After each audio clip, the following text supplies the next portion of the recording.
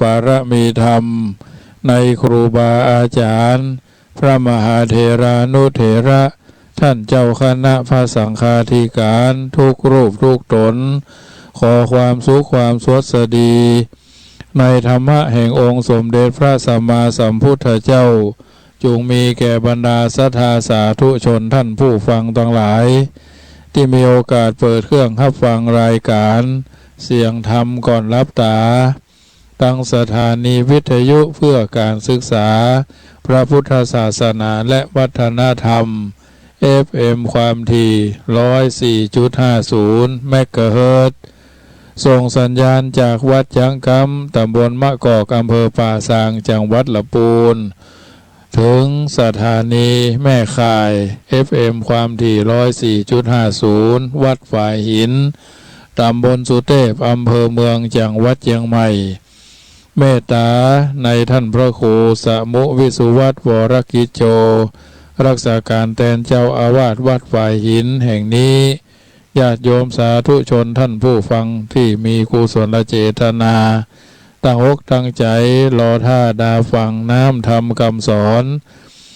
ในทางพระพุทธศาสนาทุกคืนของวันเสาร์วันอาทิตย์ซึ่งก็เป็นเวลา20:20 ถึง20:25ญาติโยมก็ติดตามฟังกันได้ส่วนวันจันทร์อังคารพฤหัสบดีและก็วันอังคารจันทร์อังคารพฤหัสบดีก็มีโอกาสเปิดเครื่องรับฟังจากคืนนี้ได้จันทร์อังคารอาจารย์วันจันทร์วันพฤหัสบดีนั้น20:30 ถึง20:00 ส่วนวันอังคาร20:30 ถึง 22:00 น.โดยประมาณรายการนี้อาตมาภาพพระมหาประสิทธมาภินันโทก็จะได้น้อมนำเอารายการธรรมะสาระมามาจามาอธิบายมาประคับประคองฉลองศรัทธาญาติโยมสาธุชนท่านผู้มีใจอันเป็นกุศลตั้งอกตั้งใจน้อมนำไปเป็นข้อเตือนจิตสกิดใจจักบ่ได้ถลำผิดพลาดคลาดเคลื่อนจากความเป็นจริงน้ำธรรมคำสอนในทางพระพุทธศาสนามี 84,000 พระธรรมขันธ์หมู่เฮาเราเจ้าข้าก็พึงตั้งอกตั้งใจน้อมนำไปเป็นข้อเตือนจิตสกิดใจสิ่งละอันพันละน้อยคือเกิดประโยชน์โสธิผลเป็นมงคลแก่ตัวแก่ตนเฮาท่านทั้งหลาย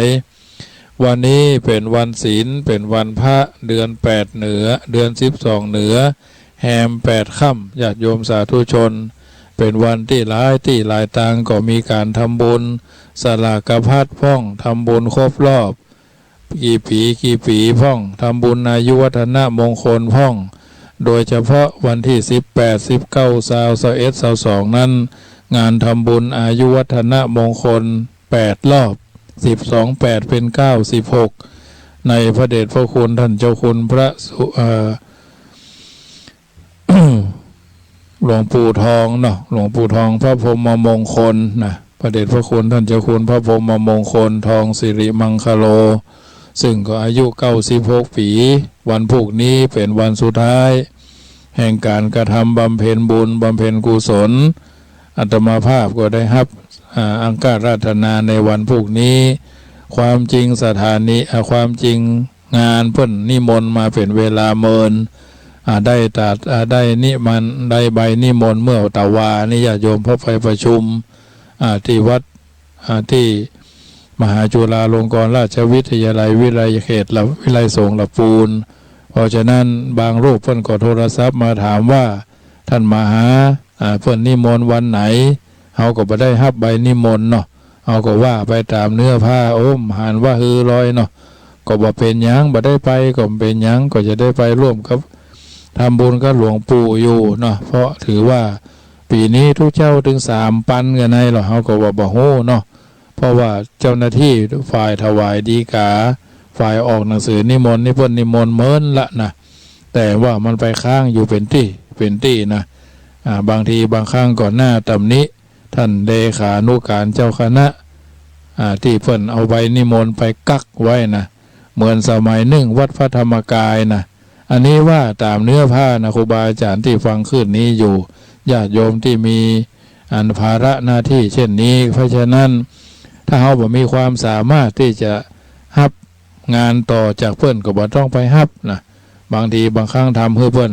พ่อทุเจ้าแต่ละรูปมีภาระอย่างน้อยๆก็ภาระนะเป็นนั้นเพิ่นเฮาว่าฉลองศรัทธาญาติโยมในบ้านของตัวเก่าก็มีนะทำเฮือวุ่นวายนะทำเฮือวุ่นวายทำเฮือว่ามันอาจจะบ่ได้นิมนต์แต่ก็บ่ได้ว่าอย่างนะหลวงปู่เพิ่นนิมนต์ก็ไปบ่นิมนต์บ่ได้ไปนะก็บ่มีหยังญาติโยมครูบาอาจารย์ที่รับภาระต่อจากท่านเจ้าคุณศรีศิลปาจารย์นะเพิ่นก็ทำภาระของเพิ่นแล้วถูกต้องครูบาอาจารย์พระราชสีจอมทองก็โทรศัพท์หาอาตมาเหมือนกันเพราะว่ามีการยานมิตรที่สอบปริญญาธรรมเข้าประโยคก็หลายรูปนะที่สอบไปแล้วก็หลายรูปเปิ่นผ่านไปแล้วเปิ่นก็โทรศัพท์มาว่าท่านอาจารย์มาหามาเมื่อใดเฮาว่าบ่ฮู้เน้อเนาะแม้กระทั่งท่านพระคุณเจ้าอำเภอดอยหล่อนี่เพิ่นก็โทรศัพท์ถามเหมือนกันโหอย่างอันเฮาก็บ่ฮู้ครับเนาะคือบ่ฮู้อย่างเดียวว่ามันบ่ได้ก็คือบ่ไปนะบางทีบางครั้งนี่เฮาหันที่เพิ่นถ่ายรูปออกเฟซออกไลน์มาเรื่อยๆนะก็ถือว่าครูบาอาจารย์ที่เป็นพระเผยแผ่ก็มีท่านปกครองก็มีอำเภอบ้านโฮงก็เหมือนกันได้บะทั่วถึงกันนะแต่ทั้งนี้ทั้งนั้นเขาก็ไม่ได้โทษคนใดคนหนึ่งนะเพราะว่าการทำงานอาจจะมีข้อผิดพลาดต้นสังกัดเพื่อนนี่ถวายดีกามาเมินแล้วนะตู้เจ้าถึง3,000 รูปนะปรากฏนิมนต์กันครูบาอาจารย์ที่เป็นประเรียน3 4 5 6 7 8 9เป็นเจ้าคุณเป็นพระครูก็ช่วยกันนะเพื่อหลวงปู่เนาะวันพวกนี้เพิ่นจะปล่อยจ้างโดยนะทางนี้ทางนั้นก็ถือว่าเป็นนโยบายเป้าหมายในหลวงปู่เพิ่นมีเป้าหมายในการทำบุญญาติโยมสาธุชนก็หลั่งไหลเททางกันไปเนาะโดยเฉพาะการเจริญพระพุทธมนต์สวดธรรมจักรกับพระวัตนสูตรซึ่งวันพรุ่งนี้อาตมาภาพได้รับการนิมนต์เวลาภาคเจ้า9 โมงต้องถึงสถานที่หั่นจำเริญพระพุทธมนต์ธรรมจักรกับพระวัตนสูตรธรรมจักรกับพระวัตนสูตรนี่ก็ถือว่าเป็นสูตรพระธรรมเทศนาการแรกครูบาอาจารย์ที่เป็นเจ้าอาวาสเนี่ยควรจะได้ทุกรูปได้กำปากได้ปากเปล่ามุขปาฐะเนาะท่านเจ้าอาวาสท่านรองเจ้าอาวาสท่านผู้ช่วยเจ้าอาวาสเลขานุการทุกตำแหน่งนะนับตั้งแต่เจ้าคณะจังหวัดลงมานี่ก็ส่วนมากก็จะได้กันแต่จะไปได้ลมๆแรงๆนะคือได้ตามเม็ดตามหน่วยตามกฎตามเกณฑ์นะนำได้ว่าได้นะรับตาคือมันอยู่ในหนังตาของแต่ละท่านนะญาติโยมสาธุชนก็ได้เหมือนกันถ้าสวดได้นะเอวัมเมสุตังอนุตตลังอาภิสัมโพติงสัมพุทธิตวานะอาตมาภาพความจริงก็ได้สวดวันนี้ได้ตั้งแต่เป็นสามเณรนะก่อนจะบวชเณรนะถึงวันนี้หันวัดเจ็ดลินเปิ้นก็เปิ้นรณรงค์เนาะเปิ้นรณรงค์ว่าครูบาอาจารย์บางรูปถ้าบ่แน่ใจก็บ่ต้องไปกำไม้นะบ่ต้องไปกำไม้บ่ต้องไปคัดนะพระธรรมเทศนาที่ครูบาอาจารย์ได้รับฟังทุกวันนะก็หันในภาพยนตร์หันในรูปภาพถ่ายเนาะท่านพระเดชพระคุณท่านเจ้าคุณพระมหาโพธิวงศาจารย์ทองดีสุรเตโชก่อเตศพระเดชพระคุณท่านเจ้าคุณพระพรหมโมลีสุชาติวัดปากน้ำแม่กองบาลีก่อเตศพระเดชพระคุณท่านเจ้าคุณพระพรหมกวีเนาะวัดพระปฐมเจดีย์ก่อเตศนะพระพรหมเวทีเนาะวัดพระปฐมเจดีย์สุเทพพระเรียนธรรม9ประโยคเจ้าคณะภาค10รักษาการแทนเจ้าอาวาสเจ้าคณะภาค15วัดพระปฐมเจดีย์ก่อเตศท่านรูปนี้นี่เสียงดังฟังชัดเตศชัดถ้อยชัดคำนะเพราะฉะนั้นก็ถือว่าครูบาอาจารย์ที่ไปก็ไปเก็บเอาสาระอัฐหลวงปู่ฟังทุกรูปทุกตนนะแม้กระทั่งทำเมืองก็เหมือนกันนะครูบาอาจารย์ที่เทศทำเมืองได้รูปหลายตนก็ดีอยู่แล้วก็ช่วยกันอนุรักษ์รักษาเก้ากับผมอาตมาภาพก็ไม่ใช่ว่าอวดหูไม่ใช่ว่าเน้นสอนสังฆราชเป็นมหาปรริญญาก็ต้องได้อักขระการันพยัญชนะคือมันถูกต้องว่าน้ำว่าทำคือมันถูกต้องถูกใจถูกกฎถูกเกณฑ์ตัวรอตัวชอเนาะตัวกล้ำตัวปล่อยเนาะกัตตวานี่ภาษาไทยกัตตัวนี่ภาษาเมือง นะโมตัสสะภะคะวะโตอันนี้กรรมเมืองนะโมตัสสะภะคะวะโตอันนี้กรรมไทยเนาะภาคกลางว่าคือมันถูกต้องถูกกรรมซ้อนกันก็ปล่อยกันเนี่ยบางทีบางครั้งสักกัตตวานี่ไทยบางทีนี่ไทยมาสักกัตวาเนี่ยสัพเพเตสัพเพเตธัมมานะสัพเพเตธัมมากุสลาเนี่ยสัพเพเตสัพเพเตเนี่ยประมาดีแล้วนะนะโมตัสสะภะคะวะโตฟังแล้วแบบไฟเลาะหูเลยบางทีก็ไปสวดอภิธรรมตามบ้านนี่เป็นเรื่องที่จะต้องชี้ช่องบองทางครูบาอาจารย์ที่เป็นเจ้าอาวาสก็จำเป็นจะต้องชี้ช่องบองทางญาติโยมก็เหมือนกันไปว่าไปกล่าวคำถวายทานสมาทานศีลห้านะว่าให้มันชัดถ้อยชัดคำกันมะยังพันเตวิสูงรักขณาทายาติสระเนนะสหะปัญจศีลานิยาจามายะตุติยัมปิมะยังพันเตวิสูงรักขณาทายาติสระเนนะสหะปัญจศีลานิยาจามาเนี่ยตติยัมปิมะยังพันเตวิสูงรักขณาทายาติสระเนนะสหะปัญจศีลานิยาจามาเนี่ยเราเจ้าพระก็จะนะโมตัสสะภะคะวะโตอะระหะโตสัมมาสัมพุทธัสสะนะโมตัสสะภะคะวะโตอะระหะโตสัมมาสัมพุทธัสสะนะโมตัสสะภะคะวะโตอะระหะโตสัมมาสัมพุทธัสสะก็แปลเป็นภาษาไทยว่าขอนอบน้อมแด่องค์สมเด็จพระสัมมาสัมพุทธเจ้าพระองค์นั้นผู้เป็นพระอรหันต์ตรัสรู้ชอบได้โดยพระองค์เองขอนอบน้อมแด่องค์สมเด็จพระสัมมาสัมพุทธเจ้าพระองค์นั้นผู้เป็นพระอรหันต์ตรัสรู้ชอบได้โดยพระองค์เองขอนอบน้อมแด่องค์สมเด็จพระสัมมาสัมพุทธเจ้าพระองค์นั้นผู้เป็นพระอรหันต์ตรัสรู้ชอบได้โดยพระองค์เองอันนี้น้อมนมัสการพระพุทธเจ้าต่อไปก็เป็นไตรสรณคม9 ข้อ 9 ประการวันนี้เป็นวันศีลวันพระถือโอกาสนำญาติโยมสาธุชนสัมภาทานศีลเนาะพุทธังสรณังคัจฉามิข้าพระเจ้าขอถึงซึ่งพระพุทธเจ้าว่าเป็นที่เพิ่งธัมมังสรณังคัจฉามิข้าพระเจ้าขอถึงซึ่งพระธรรมว่าเป็นที่เพิ่งสังฆังสรณังคัจฉามิ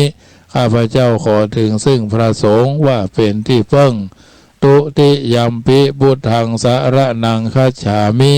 แม้ครั้งที่สองข้าพระเจ้าขอถึงซึ่งพระพุทธเจ้าว่าเป็นที่เพิ่งตุติยัมปิธัมมังสรณังคัจฉามิแม้ครั้งที่สองข้าพเจ้าขอถึงซึ่งพระธรรมว่าเป็นที่เพิ่งตุติยัมปิสังฆังสรณังคัจฉามิแม้ครั้งที่สองข้าพเจ้าขอถึงซึ่งพระสงฆ์ว่าเป็นที่เพิ่งตติยัมปิพุทธังสรณังคัจฉามิแม้ครั้งที่สามข้าพเจ้าขอถึงซึ่งพระพุทธเจ้าว่าเป็นที่เพิ่งตติยัมปิธัมมังสรณังคัจฉามิแม้ครั้งที่สามข้าพเจ้าขอถึงซึ่งพระธรรมว่าเป็นที่เพิ่งตติยัมปิสังฆังสรณังคัจฉามิแม้ครั้งที่สามข้าพเจ้าขอถึงซึ่งพระสงฆ์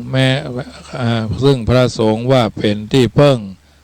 นี้พระห้องวัดไตรสรณคม9 ข้อ 9 ประการต่อไปเป็นสิกขาบท5 ข้อ 5 ประการว่าปานาติปาตาเวระมณีสิกขาปตังสมาธิยามิ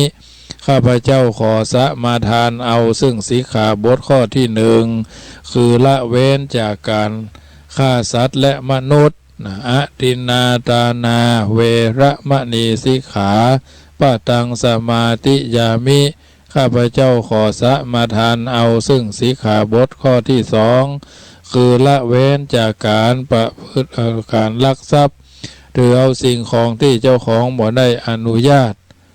ลักหรือลักยื้อลักย่องยื้อถือเอาของที่เพิ่นมีเจ้าของห่วงแหนรักษากาเมสุมิฉาจาราเวระมะนีสิกขาปะตังสมาธิยามิข้าพเจ้าขอสมาทานเอาซึ่งสิกขาบทข้อที่3คือละเว้นจากการประพฤติผิดในกามคือความใคร่ได้ใคร่มีเจ้าเข้าเจ้าของคู่ผัวตัวเมียของท่านผู้อื่นอันมีเจ้าของห่วงแหนและรักษามุสาวาตาเวระมะนีสิกขาปะตังสมาธิยามิข้าพเจ้าขอสมาทานเอาซึ่งสิกขาบทข้อที่4คือละเว้นจากการพูดปดพูดส่อเสียดพูดคำหยาบพูดเพ้อเจ้ออันหาสาระประโยชน์บ่ได้สุราเมระยะมัจจะปะมาตัฏฐานาเวระมะนีสิกขาปะตังสมาธิยามิข้าพเจ้าขอสมาทานเอาซึ่งสิกขาบทข้อที่5คือละเว้นจากการดื่มเสพจำหน่ายจ่ายแจกยามายาบ้ายาอียาไออันเป็นที่ตั้งแห่งความประมาทพลั้งเผลอพลั้งพลาดขาดสติความบ่รู้สึกตัวอิมานิปัญจสิกขาปตานิสีเลนะสุขติงยันติสีเลนะโภคสัมปตาสีเลนะนิพุติงยันติตัสสมาสีลังวิโสทะเยสิกขาบท5ข้อ5ประการหมู่เฮาเหล่าเจ้าข้าพึงสมาทานน้อมนำไปประพฤติปฏิบัติเพื่อคัดเกลาขันธสันดานสีเลนะสุขติงยันติเพราะศีลเฮาก็ไปสู่สวรรค์สุขติโลกสวรรค์สีเลนะโภคสัมปทาเฮามีโภคสมบัติได้ก็เพราะว่ามีศีลสีเลนะนิพุติงยันติเอาไปสวรรค์นิพพานพ้นจากโลภโกรธหลงได้ก็เพราะว่ามีศีลตัสสมาสีลังวิโสตะเยศีล5ข้อ5ประการพึงล้างพึงช่วยพึงชำระให้มันสวยสะอาดบริสุทธิ์มุดป่องด้วยความบริสุทธิ์ใจจักได้เป็นมังกละแก่ตัวแก่ตนแก่หมู่เฮาเหล่าเจ้าข้าดังพระพุทธเจ้าตรัสว่าปัญจสิกขาพุทธากล่าวไว้คือเป็นไม้ใต้สองโลกโลกีคือมวลมนุษย์พองพุทธใส่สีองค์พระมุนีฮือศีล5ข้ออันเป็นกุศลหนบุญหอมป้อปัญจศีลาใหญ่ล้ำพระพุทธองค์ทรงฮือวาทศีลเป็นเบื้องต้นความดีประมุขธรรมะมักกะวิถีฮือเป็นของดีสืบไปหน้าสืบไปหน้าเกิดเป็นคนควรหวังอย่ายั้งหยุดใจจ่อจุดแน่แน่วในแนวหมายหวังไว้เถิดหวังยั่งยืนอย่าคืนคลายนักปราชญ์ทั้งหลายสมหวังเพราะตั้งใจรัตนัตยานุภาเวนะรัตนัตยเตจสาอันนี้เป็นมังกละแก่ตัวตนเฮาท่านทั้งหลายนึกอยู่เสมอว่าสรรพสิ่งทั้งมวลล้วนบ่เที่ยงเกิดเพื่อเพียงสลายมารายศูนย์ใครหลงชมพันผูกทุกเพิ่มพูนเพราะต้องหมุนไปตามความเปลี่ยนแปลงมีหัวเราะมีชื่นชมมีสมหวังมีพระละมีพลาดพลั้งมีร้องไห้มีหน่ายแหนงต้องต่อสู้ต้องดิ้นรนจนสุดแรงมาถึงแหล่งสุดท้ายตายทุกคนหลังความตายเหลืออะไรให้โลกบ้างอันเรือนร่างไร้ค่าอย่าชงนแต่ชื่อเสียงฝากไว้ให้ปวงชนตั้งอยู่บนความดีมีคนชมโคกระบือมีดีอยู่ที่เขาอีกช้างเล่ามีงาเป็นสง่าสมเป็นเครื่องหมายแทนร่างและสิ้นลมโลกนิยมมีค่าราคาแพงค่าของคนต้องมีความดีช่วยร่างแม้สวยคันตายเขาหน่ายแหนงเมื่อยังเป็นชอบพอก็เปลี่ยนแปลงที่เคยแพงก็เน่าเขาไม่มอง แต่ความดีทุกอย่างที่สร้างไว้ทานเท่าไรคงที่ไม่มีหมองล้วนมีค่าสูงเกินกว่าเงินและทองคนแท้ซ่องบูชาชั่วฟ้าดินสาธุชนท่านผู้ฟังทั้งหลายได้ยินได้ฟังอัตถธรรมคำสอนสารธรรมคำต่อคำกรเตือนจิตสกิดใจจะได้อยู่เย็นเป็นสุขกันทั่วหน้าโยมเพิ่นจึงบอกว่าตุพระอยู่วัดม่วนกับกองกับกองงัวควายลงหนองม่วนกะน้ำกับหญ้าจุมหมู่มวลศรัทธาหมู่เฮาเหล่าเจ้าข้าไปวัดไปว่าม่วนกินม่วนตาลเช่นล้ำเนี่ยญาติโยมอันเนี้ยเป็นสิ่งที่ทุกคนทุกท่านจำเป็นจะต้องนำไปเป็นข้อเตือนจิตสกิดใจจักบ่ได้ถลำผิดพลาดคลาดเคลื่อนจากความเป็นจริงวันนี้มาถึงวันเสาร์แล้วเอาท่านทั้งหลายวันคืนล่วงไปบัดนี้เฮาทำอันอย่างอยู่ทำดีก็คือทำต่อไปโดยอย่าท้อแท้อย่าท้อถอยทำชั่วก็ลดละเลิกเพิกเฉยปลดปลงปลดปล่อยวางเหี่ยวพ่องจะพบหนทางแห่งสันติสุขสงบร่มเย็นเป็นที่เที่ยงแท้แน่นอนเปิ้นบอกเอาไว้ว่าคนเฮามนุษย์ในโลกสับสนเกิดมาเป็นคนบนผืนโลกล่าเฮามีความตายรออยู่เบื้องหน้าบ่มีไผมาล่วงพ้นแล้วแต่บุญกรรมจักนำซ้ำซ้นไผบ่หลีกพ้นสักลายวันเกิดเฮาโหบ่แน่วันตายมนุษย์หญิงใจเหมือนกันจูผู้เมื่อยังบ่ตายชีวิตต้องสู้หิหาเลี้ยงดูปากต้องเป็นตุกใหญ่หลวงมีบ่วงจ้องก้องมาหวั่นเกี่ยวข้องพัวพันขอบ่ได้บรรลุถึงอรหันต์ก็เพราะบ่วงมาปันติดหวั่นใจโลกกว้างบ่วงฮักลูกหลานวงวานรอบข้างบ่วงฮักเมียแปลงร่วมชิดบ่วงฮักสมบัติมัดแน่นหนาชิดหลงกึดว่าอันของกู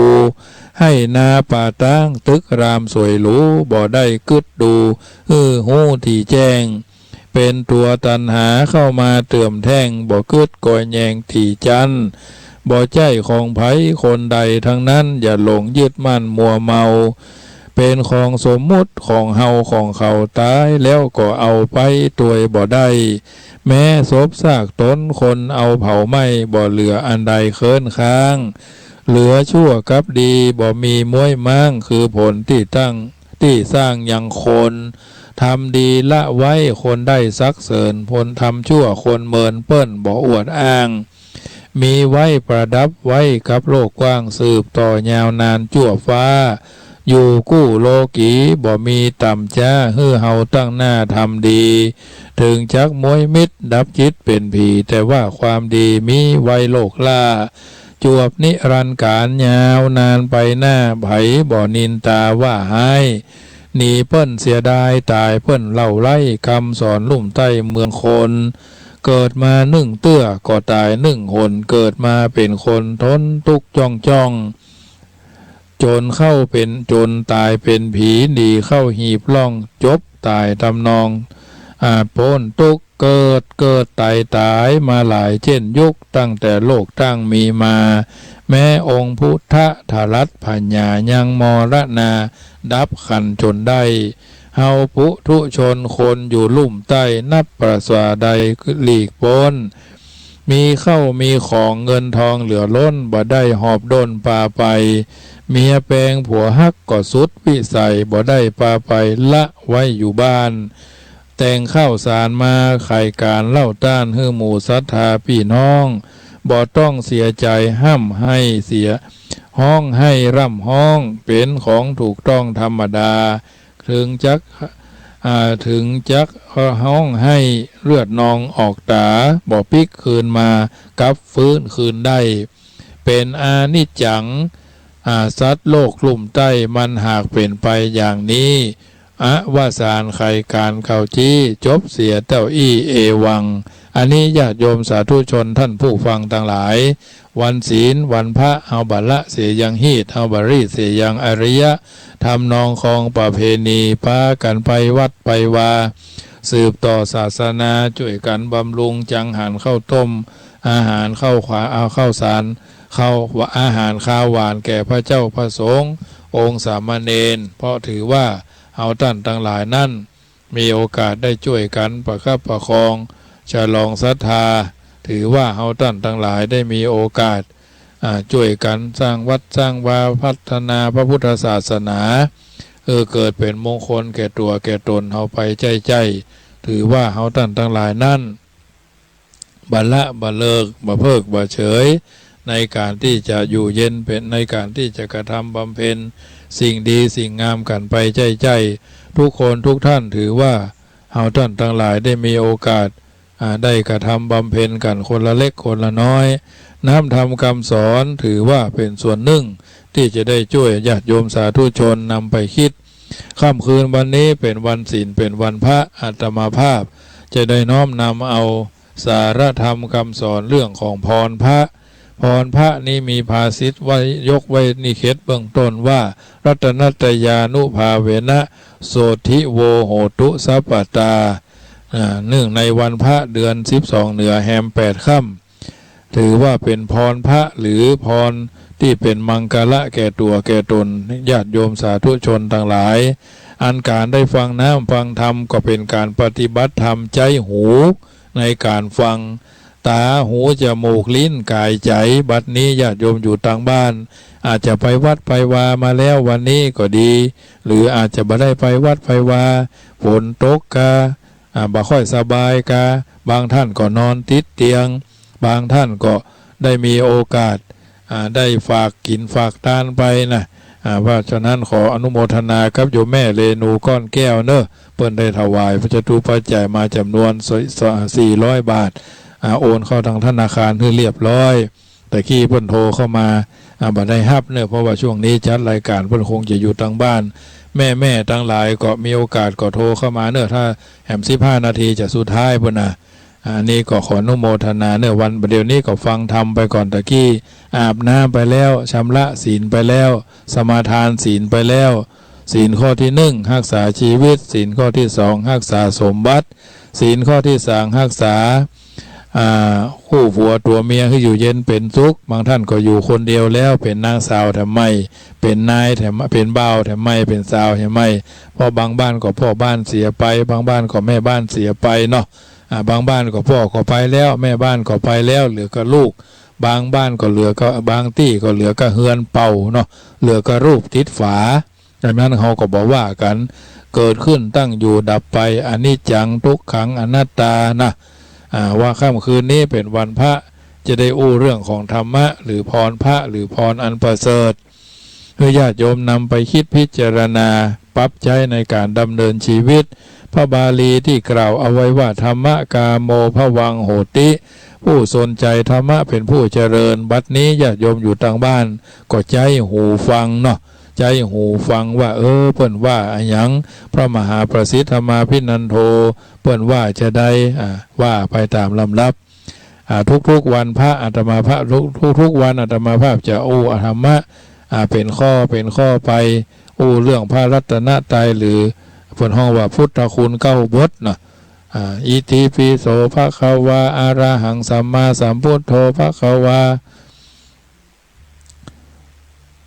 ไปตามลำดับจนกระทั่งโลกัสสาติเนี่ยอันนี้เป็น9 บทจะว่าไปตามบทไปเรื่อยๆญาติโยมก็ตั้งใจฟังเนอะฟังปฏิปต่อกันนะท่านสาธุชนทั้งหลายธรรมะยังให้ถึงความเจริญได้อย่างใดท่านทั้งหลายก็ลองเคยได้คงจะเคยได้สดับรับฟังหรือได้เคยได้ศึกษาว่าธรรมะเท่านั้นที่สำคัญทำให้คนเรามีขอบเขตมีความประพฤติปฏิบัติมีจิตใจต่างจากสัตว์โลกทั้งหลายมนุษย์ที่แปลว่าผู้มีใจสูงก็เพราะว่าเป็นผู้ที่แต่งได้ปรุงได้เสริมได้ให้ดีขึ้นได้ยกให้ดีขึ้นได้ก็เพราะเพราะอำนาจของศีลอำนาจของธรรมเท่านั้นเฮายิ่งใกล้พระศาสนามากเท่าใดใกล้ชิดธรรมะมากเท่าใดก็เหมือนเข้าใกล้พระพุทธเจ้ามากเท่านั้นคำว่าอุบาสกอุบาสิกาท่านแปลว่าผู้นั่งใกล้พระรัตนตรัยนั่งใกล้พระนะการนั่งใกล้พระการอยู่ใกล้พระมีผลดีอยู่หลายอย่างดังที่ท่านกล่าวเอาไว้ว่า ถ้าฟังพระแล้วเชื่อพระจะได้พบพระนิพพานเชื่อพระพบพระนิพพานถ้าใกล้พระจะชนะมารถ้าห่างพระจะปะแต่มารนะเชื่อพระพบพระนิพพานถ้าใกล้พระจะชนะมารถ้าห่างพระจะปะแต่มารท่านว่าอย่างนั้นอาตมาภาพไม่ได้ว่าคนเดียวเพราะฉะนั้นในโอกาสที่ท่านสาธุชนได้กระทำบำเพ็ญสิ่งดีสิ่งงามก็ถือว่าจะได้สิ่งที่เราต้องการก็คือที่เป็นมังกละฉะนั้นโอกาสที่เราท่านทั้งหลายจะได้ตรวจสอบบัญชีชีวิตว่าแต่ละวัน7 วัน15 วัน1 เดือน1 ปีไปชีวิตของเราเป็นไปอย่างใด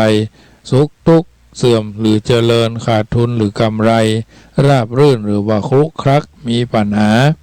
เป็นโอกาสที่เราจะได้พบจะได้ตรวจสอบถ้าพบสิ่งที่ต้องแก้ไขได้แล้วจะหาทางแก้ไข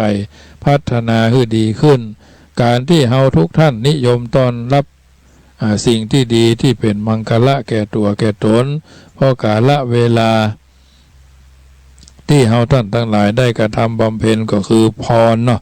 พรสวรรค์พรแสวงพรธรรมพรขอเนาะพรสวรรค์ก็กับพรแสวงต่างกันอย่างใดพรสวรรค์นั้นมีความดีความประเสริฐความล้ำเลิศโดยธรรมชาติตั้งแต่เกิดเช่นบางคนเกิดมารูปดีเสียงดีปัญญาดีเรียกว่าคนมีพรสวรรค์แต่บางคนเกิดมาบ่มีพรสวรรค์จะคือพัฒนาก้าวหน้าต้องอาศัยพรแสวงบ่มีทุนเดิมต้องสร้างทุนใหม่คำว่าพรแสวงนั่นคือความหมายต้องแสวงหาเนาะต้องแสวงหาจึงจะได้จึงจะปรากฏต้องเล่นกายบริหารอยากเสียงดีก็ต้องไปฝึกหัดหัดห้องเพราะอยากจะปัญญาดีก็ต้องมันศึกษาเราเรียนนี่พรแสวงทั้งนั้นและในจำนวนพรสวรรค์และพรแสวงนี้ก็ยังแปลงไปได้แถม2 ปรโดยกันคือพรธรรมและพรขอพรธรรมกับพรขอ2 ประการนี้ต่างกันอย่างใดพรธรรมนั่นคือต้องลงมือทำพรขอนี้บ่ทำแต่ขอลูกเดียวท่านสาธุชนอย่าลืมว่าพรใดๆก็ไร้ค่าถ้าไม่ลงมือทำลงมือทำนั้นดีกว่าขอพรทำดีกว่าขอพรเพราะมันได้แน่ๆเช่นบางคนขี้ค้านแต่อยากจะรวยบ่ลงมือสร้างเหตุความรวยมันก็จะร่วงรวยบ่ได้รุ่งบ่ใจร่ำรวยนะขอให้รวยอย่างเพลงพุ่มพวงเคยฮ้องเอาไว้ว่ามันก็บ่มีทางรวยเพราะบ่ได้ลงมือทำทางรวยบางคนอยากสอบได้บ่ดูหนังสือมันก็บ่สำเร็จอยากสอบได้มันต้องขยันเสียแต่ก่อนขยันดูหนังสือบางคนพอจะสอบมาไหว้มากราบบนบานศาลเก่าหลวงพ่อหลวงพี่เจ้าหันเจ้านี่เนาะแต่ว่าตัวชี้ค้านดูหนังสือสอบตกออกมาก็โทษหลวงพ่อโทษหลวงพี่โทษหลวงปู่หลวงพ่ออันที่หันที่นี่เจ้าพ่อนั้นเจ้าแม่นี่นะอันนี้เป็นสิ่งที่เฮาท่านทั้งหลายได้ผ่านกันมานะยังบันดาลให้หลวงพ่อซวยแถมตัวอันนี้คือบ่ได้สร้างเหตุคือตัวเองสอบได้แล้วแต่ขอเอาแต่ขอสอบตกแล้วโทษหลวงพ่อเจ้าพ่อเจ้าแม่ถ้าหากว่าลงมือทำเสียหลวงเรียกว่าพรทำดูหนังสือแม่บ่ขอหลวงพ่อก็สอบได้ถ้าลงมือทำแล้วพรมันจะเกิดคนเดียวพรจะสำเร็จต้องสำเร็จด้วยพรทำลงมือทำบ่ใจพรขอออกปากขอเรื่อยไปถ้าเช่นนั้นไผ่ขอก็ได้หมดพรขอต่างครับพรทำตรงที่ผู้ขอบางทีมักจะโลภมักจะขอเกินประมาณแล้วก็จะพาสร้างองค์ประกอบให้สมดุลกันประเพณีขอพรประเพณีใครได้พรนี้มาตั้งแต่ครั้งไหนนั้นบ่ทราบเท่าที่ได้ศึกษามาในพุทธประวัติก็จะหันได้ว่าพระอานนท์พุทธอนุชาเป็นผู้หนึ่งที่เคยขอพระพุทธเจ้าเป็นพร8 ประการเช่นขอว่าเมื่อพระพุทธเจ้าแสดงธรรมที่ไหนพระอานนท์บ่มีโอกาสได้ตัวไป เมื่อปีกมาแล้วก็ขอให้พระพุทธเจ้าแสดงธรรมซ้ำให้ฟังทำคำเตื้อแหมเตื้อเนาะอย่างนี้เป็นต้นนี้ทำให้พระอานนท์ได้เป็นพระหูสูตรแปลว่าผู้ได้ยินได้ฟังมากนักเป็นผู้ทรงจำได้นักแม้ในการกระทำปฐมสังฆายนาก็ต้องอาศัยพระอานนท์ซึ่งเป็นผู้ใกล้ชิดในติดตามให้ฟังนักคนที่ขอนักได้โลภนักนั้นบางทีบ่ได้นอกจากบ่ได้แล้วยังบ่ได้ยังบ่เป็นที่ฮักของผู้ที่ถูกขอโดยท่านเล่าไว้ในสมัยหนึ่งมีพระพรหมท่านสร้างโลกมากกว้างใหญ่ไพศาลเวิ้งว้างเมื่อสร้างแล้วก็อยากจะให้มีผู้ดูแลก็สร้างมนุษย์มาเกิดเป็นหญิงเป็นชายมากมายมีสัตว์นานาชนิดเมื่อสร้างมนุษย์สร้างโลกขึ้นมาเกิดแล้วพระพรหมท่านก็อยากจะหาผู้ประเคราะห์ปกครองก็ทรงพระอินทร์ลงมาจากสวงสวรรค์คือมาเป็นผบทบของเหล่าสัตว์พังปวงมาปกทั้งปวงมาปกป้องเมื่อมาเป็นผู้ดูแลผู้บังคับบัญชาพระอินทร์ก็เรียกประชุมสหประชาสัตว์บ่ใช่สหประชาชาติสัตว์หลายประเภทมาประชุมพระอินทร์ท่านก็ให้โอกาสว่าบรรดาสัตว์ทั้งหลายในโลกนี้ต้องการอันยังจะช่วยให้ต้องการอันยังจะให้ช่วยเหลือพ้องก็สามารถบอกนะได้บรรดาสัตว์ทั้งหลายก็ขอปอนนกก็ขอก่อนนกว่าตัวเก่าก็ข้าพเจ้าไปตัวของข้าพเจ้าใหญ่แต่ขาของข้าพเจ้ารีบน้อยข้าพเจ้ามีปีกมีหางเชี่ยวชาญถนัดแต่ในทางบินอยู่ที่สูงบนฟ้าแต่ขออยู่ที่สูงขอบินอยู่บนฟ้าขอทำมาหากินอยู่ที่บนที่สูงพระอินทร์ก็ฮือจากนั้นป่าก็ขอพ้องข้าพเจ้าบ่มีปีกบ่มีขามีแต่กีบมีแต่ครีบเนาะและหางถนัดไปในทางไหวว่ายในน้ำก็ขออยู่ในน้ำทำมาหากินอยู่ในน้ำเตอะพระอินทร์ก็ฮือจ้างมาขอพ้องบอกตัวข้าพเจ้าปีกก็บ่มีกรีมก็บ่มีตัวมันใหญ่เกินไปเกะกะเดินก็ลำบากจะไปทำมาหากินในพื้นที่ไหนก็หาบ่ได้ก็ขออาศัยอยู่ในป่าเตอะเป็นจ้างป่าจ้างพังจ้างพายจะได้ทำมาหากินสะดวกบริเวณกันนักพระอินทร์ก็อนุญาตจากนั้นก็มีสัตว์ประหลาดชนิดหนึ่งมี2 ขาขึ้นมาก็บอกว่าข้าพเจ้าขออยู่บนบกขอทำมาหากินทางบกทางน้ำขอยิงนกขอตกป่าขอสิงสาราสัตว์ขอล่าสิงขอยิงจ้างขอเวลาชักผ้า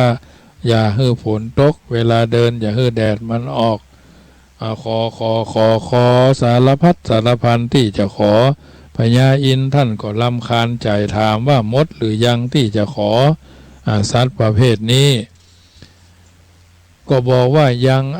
ถ้ายังว่าก็ว่าไปเจ้าสัตว์ชนิดนี้ก็บอกว่ามันกึดบัดตันเจ้าต้องการเวลาคิดสักเท่าใดสัตว์เจ้าประเภทนี้ก็บอกว่ากึดจนกระทั่งตัวตายนั่นแหละพญาอินทร์ถามว่ากึดจนตายแล้วจะหมดไหมก็ตอบว่ายังบ่หมดแค่คิดว่าตัวเองต้องการอันยังกึดตั้งแต่เกิดตั้งแต่เกิดจนตายยังบ่หมดเตื้อสัตว์ชนิดนี้บอกว่าบ่มีทางหมดแล้วจะฮื้อทำอย่างใดเอาอย่างนี้ก็แล้วกันเพื่อจะได้บ่รบกวนท่านบ่อยๆขอฮื้อพระอินทร์จัดเทวดาบริวารมาคอยบริการข้าพเจ้าก็แล้วกันพญาอินทร์ก็ถามว่าจัดเทวดามาบริการแล้วจะพอก